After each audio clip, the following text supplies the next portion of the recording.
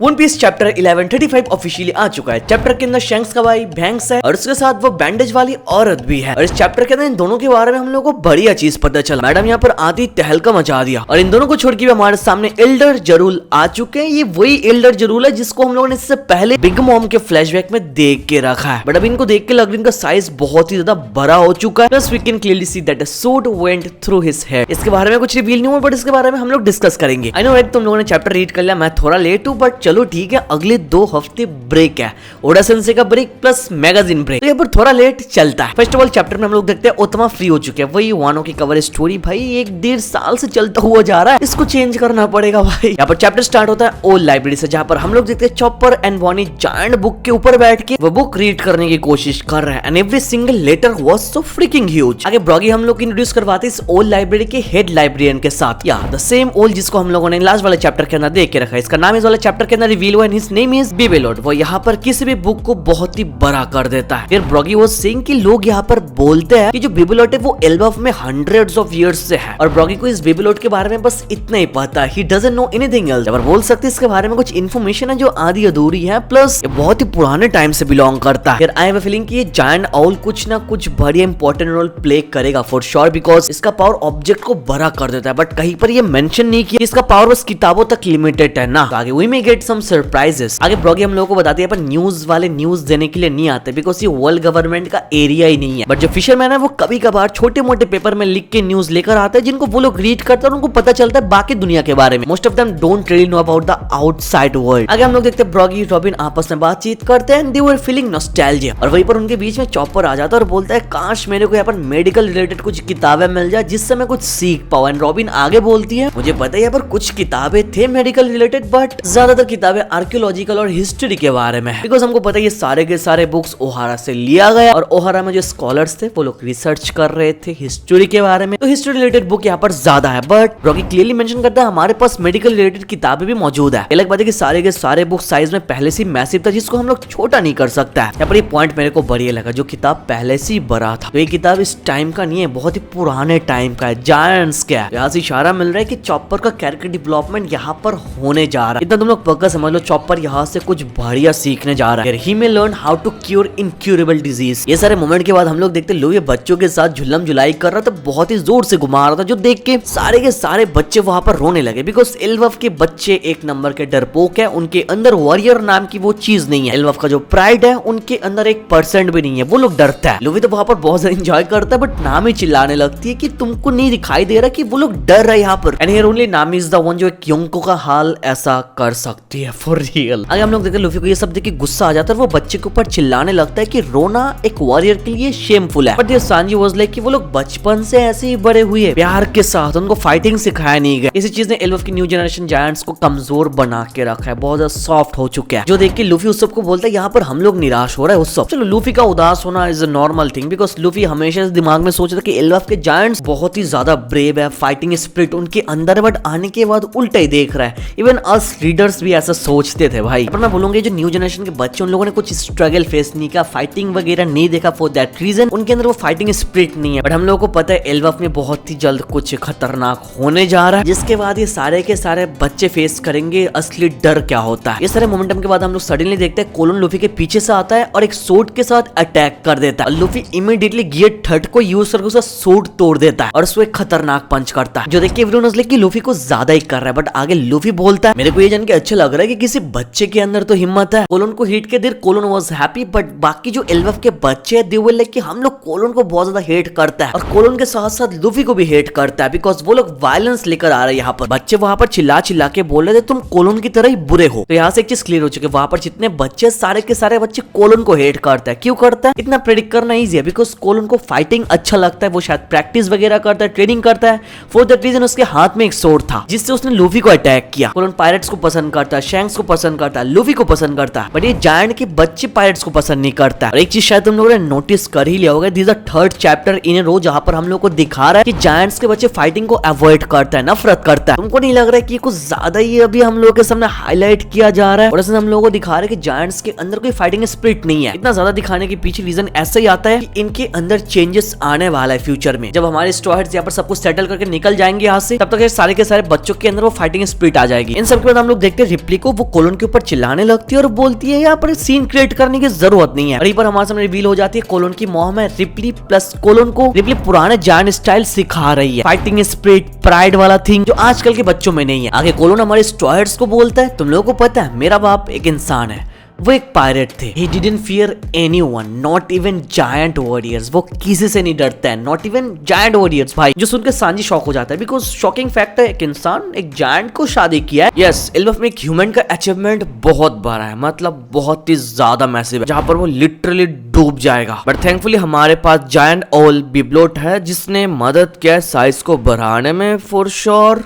For that reason हमारे सामने एक नया ब्रीड आ रहा है जो half human and half giant है, that is colon for you. Plus जो कोलन का बाप है वो एक पायरेट थे जो किसी से भी नहीं डरते थे, not even giant warriors. That means वो बहुत ही ज्यादा स्ट्रॉन्ग थे। इसी वर्ड के साथ साथ दिमाग में सवाल आता है कि कोलन का बाप ऐसा कौन हो सकता है कि इतना ज्यादा पावरफुल है, किसी से नहीं डरता है। And don't you think he might be a pirate of a famous group, because यहाँ पर मेंशन करके रखा है वो एक पायरेट थे, पायरेट है नहीं। उसके बाप के बारे में पता लगाने के लिए हम लोग को ऐसे फेमस पायरेट क्रू को ढूंढना पड़ेगा जो भी डिसबैंड हो चुके हैं, जिनके ग्रुप अलग हो चुके हैं, बट वो बहुत ज्यादा पावरफुल थे।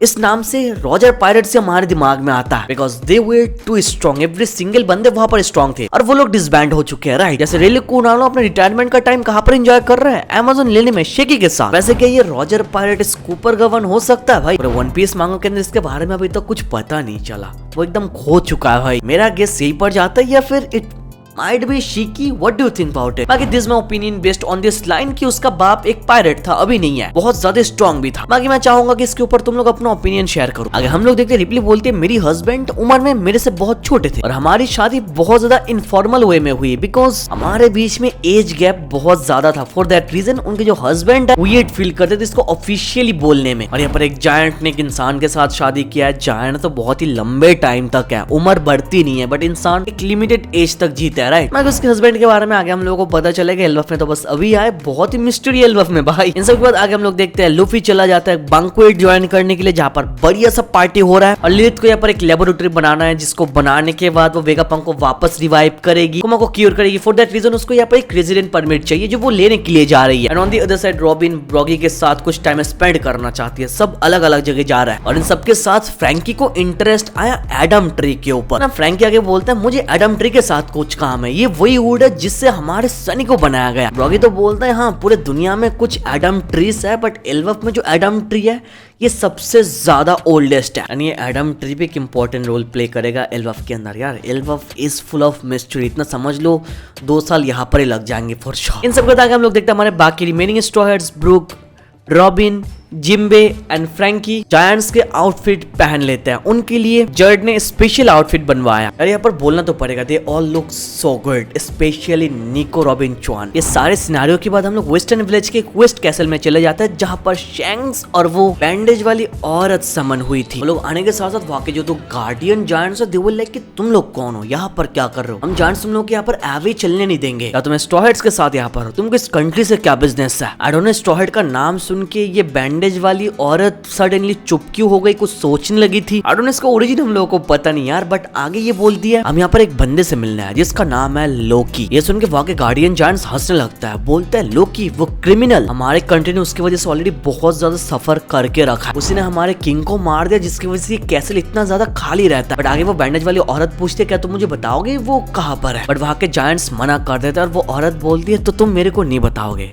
ये पूछताछ करना टाइम वेस्ट था, राइट। बट इमीडिएटली क्या हुआ हम लोग समझने से पहले वो जायंट गिर जाता है, बहुत जोर से चिल्लाने लगता है और बोलता है बहुत ज्यादा दर्द हो रहा है। उसको इतना ही ज्यादा दर्द हो रहा था कि वो झुक जाता है उस औरत के सामने। अब देखो इस सिनारियो में उस जायंट के साथ हुआ क्या ये हमको थोड़ा समझना पड़ेगा। ये जो बैंडेज वुमन ने हम लोगों ने देखा उसने कुछ तो किया है बट एकदम क्लियरली रिवील नहीं हुआ, but I have a feeling कि इस बैंडेज वुमन ने बैंडेज फेंक के मारा या फिर इसके पास बैंडेज रिलेटेड कुछ पावर है, बिकॉज यहाँ पर हम लोग क्लियरली देख सकते हैं पहले इस जायंट के आर्म में, हाथ में, पैर में कहीं पर कोई बैंडेज था ही नहीं भाई, पूरा क्लियर था बॉडी। बट जब इसने अपना अटैक यूज किया तब इमीडिएटली हम लोग देखते हैं जायंट के दोनों हाथों में बैंडेज आ जाता है, उसके पैर में भी बैंडेज आ जाता है, प्लस हम लोग हड्डियां टूटने की आवाज भी सुनते हैं। ये जो चीजें देख रहे हो ये साउंड इफेक्ट्स है बोन्स क्रैक्ड होने की। तो इट्स पॉसिबल जो बैंडेज वाली औरत है इसको हम लोग चलो होली नाइट बोलते हैं, जो होली नाइट मैडम है इसका पावर बैंडेज रिलेटेड है, वो शायद अपने बैंडेज को फेंक के मार सकती है, जो ओपोनेंट के बॉडी पार्ट को बहुत ही ज्यादा कस के पकड़ लेता है और ये बैंडेजेस इतना ही ज्यादा टाइट होता है कि हड्डियां टूट जाता है। यहाँ पर ऑलरेडी हम लोग को पता है गोरसे का पावर जापानीज योकाई रिलेटेड है, तो यहाँ पर होली नाइट्स का पावर किसके रिलेटेड होगा? योकाई रिलेटेड होने वाला है या फिर समथिंग एल्स? जापानीज योकाई के अंदर भी एक बैंडेज रिलेटेड योकाई है जिसका नाम है इतन मोमेंट। ऐसा हो सकता है कि वही से इंस्पायर्ड है। अगर हम लोग देखती मैडम बोलती है पहले तो मैं सवाल कर रही थी बट अभी मैं ऑर्डर दे रही, मुझे बताओ कि लोकी कहां पर है? और इसी के साथ साथ उनका सीन यहाँ पर कट ऑफ हो गया। तो वो लोग लोकी को ढूंढ रहे हैं। लोकी को क्यों ढूंढ रहे हैं? बिकॉज उनको लोकी से कुछ काम है। वो लोग ऑलरेडी बहुत ज्यादा पावरफुल है, so they need Loki for a reason. शायद उसके साथ वो लोग डील करेंगे, डील रिलेटेड टू लोकी तुझे हम छुड़ा देंगे बट तुझे हमारे अंडर में रहना पड़ेगा। जैसे लोकी ने ऑफर दिया था लूफी को, मुझे आजाद कर दो, किसी पायरेट क्रू को उड़ा दूंगा। बाकी दिमाग में तो मेरा यही आ रहा है, बाकी तुम्हारे दिमाग में कुछ और है तो कमेंट पर जरूर मेंशन करना, मैं रीड करूंगा। बस यहाँ पर इस वाले पैनल के अंदर एक बढ़िया चीज रिवील हो गई। यहाँ पर हम लोग क्लियरली देख सकते हैं 2 होली नाइट यहाँ पर मौजूद है और यहाँ पर जो शैंक्स है ना, यहाँ पर उसका सोर्ड विजिबल है bro. It's done and dusted. ये शैंक्स का भाई है, उसके पास भी सोर्ड है and this is the same guy. जब ड्रैगन होली नाइट को मेंशन कर रहा था वहां पर होली नाइट के अंदर हम लोग देख रहे थे एक बंदा सोर्ड लेके खड़ा है और बाकी सारे लोग सोर्ड के बिना है। सो ये सोर्ड गाय कोई और नहीं है, this one and only shanks. तो यहाँ से ये 200% कंफर्म्ड है कि ये होली नाइट्स है भाई। और ड्रैगन ने क्या बोला था, असली फाइट तब शुरू होगी जब होली नाइट्स वाले मूव करेंगे और वो लोग मूव कर, इसका मतलब ड्रैगन भी फाइनली मूव करने वाला है। ये अलग बात है कि ये साल ड्रैगन का साल था बट स्टिल उसका खरा नहीं हुआ, बट अभी होने वाला है for sure. Holi night move कर रहा है, ड्रैगन भी मूव करेगा। बहुत ज्यादा चांसेस है कि ड्रैगन यहाँ पर आ सकता है और ड्रैगन यहाँ पर आएगा तो अकाइनो भी यहाँ पर आएगा। 12th आर्क मतलब एक्साइटमेंट है, 20 साल से इसको हाइप किया गया ब्रो। ये आर्क लंबे टाइम तक चलने वाला, इस आर्क के चलती बहुत मैसिव चीज रिवील हो जाएंगे and most likely the final war भी यहाँ से स्टार्ट होने वाला है। बिकॉज 12th को बोला जाता है the birth place of war, जो लोकी ने बोल के रखा। इट्स पॉसिबल कि बर्थ प्लेस ऑफ वॉर से वॉर होना स्टार्ट होगा, I mean the final war. यहाँ पर इस पेज के अंदर सोर्ड रिवील होने के साथ साथ अगेन ये कंफर्म हो जाता है इस बंदे को जो हम लोगों ने देख के रखा था वेगापंक के स्पीच के टाइम, ये बंदा बैंक्स था। और एक ही पैनल के अंदर हम लोगों ने 3 फिगर लैंड्स को देख लिया most likely. Figure land, shanks figure land, shanks का भाई फिगर लैंड। अगर फिगर लैंड शैंक्स का बाप है तो अब ये सारे मोमेंटम के बाद हम लोग देखते हैं एक बढ़िया सा बैंक्वेट, सब लोग बढ़िया तरीके से पार्टी एंजॉय करते हैं और वहां पर आ जाता है 12th का एल्डर जरूल, जो साइज में एक माउंटेन जैसा है भाई सीरियसली, और उसके सर के थ्रू एक सोर्ड जा रहा है। ये कैसे क्या हुआ इसके बारे में पता नहीं, और इसको देख के लूफी शॉक हो जाता है और इसी के साथ साथ ये चैप्टर भी खत्म हो जाता है। नेक्स्ट स्पॉइलर शायद जनवरी के 13 या फिर 14 तारीख को आने वाला है। And one of the best thing that revealed in the chapter is elder जरूल की उम्र 400 साल है। तो इनसे हम लोग को बहुत कुछ पता चलने वाला है वॉइड सेंचुरी के बारे में। बिकॉज इनकी उम्र अगर 400 साल है तो इन्होंने बहुत कुछ देख के रखा है, इनको बहुत सारी चीजें पता है about the world government and about the history as well. Maybe इन्होंने अपने बाप से, दादा से, बहुत सारे लोगों से बहुत कुछ सुन के भी रखा है about void century, joy one everyone. ये कैरेक्टर इंपॉर्टेंट है और इतना हम लोगों को पता भी चल रहा है लूफी बहुत ही जल्द विलेज में वापस जाने वाला है और विलेज में वापस जाने के साथ साथ वो शायद शैंक्स से मिलने वाला है। आई मीन शैंक्स के ट्विन से शायद मिलने वाला है। शैंक्स का ट्विन यहाँ पर क्यों है? लोकी को फ्री करने के लिए या फिर लोकी के साथ बातचीत या मिलने के लिए। एंड लूफी ने भी लोकी के साथ कुछ बातचीत करके रखा है जिसके बारे में हम लोगों को पता नहीं। डीप डाउन वी में एज्यूम लूफी भी शायद लोकी को फ्री करना चाहता है। दोनों का एम सेम है, दोनों यहाँ पर मौजूद है एंड दोनों एक दूसरे के साथ बहुत ही जल्द मिलने वाला है। मिलने के बाद क्या होगा ये हम इमेजिन भी नहीं कर सकते। बाकी ये चीज नोटिस किया, for the very first time one piece के अंदर एक आर्क सेलिब्रेशन से स्टार्ट हो रहा है बैंक्वेट के साथ, एक बहुत ही मैसिव बैंक्वेट। ये साल का लास्ट चैप्टर था और यहाँ पर ओडा सेंसेई इस साल के लास्ट चैप्टर को पार्टी के साथ खत्म कर रहा है, वो भी 12th की स्टार्टिंग में। जिसका मतलब ये क्या आ रहा है कि शायद हमारा लास्ट सेलिब्रेशन होने जा रहा है भाई। तो इस साल की एंडिंग के साथ साथ ये सेलिब्रेशन खत्म हो जाएगा और इस सेलिब्रेशन के बाद shit goes down next year. खतरनाक चीजें होने वाली है। चलो पूरे चैप्टर के ऊपर अपना ओपिनियन तुम लोग जरूर देना और 2 हफ्ते का ब्रेक है, बीच में तुम्हारा भाई थ्योरी वीडियो जरूर लाएगा। बस चैनल को सब्सक्राइब कर दो, भूल जाते हो यार, हमेशा बोलना पड़ता है, सब्सक्राइब कर लो और वीडियो को 10,000 लाइक्स एम तो करता हो बट 9-8 हजार में रुक जाते हो, बट आज कंप्लीट करा दो। चलो thank you so much for watching this video, तो मिलता है नेक्स्ट वीडियो में।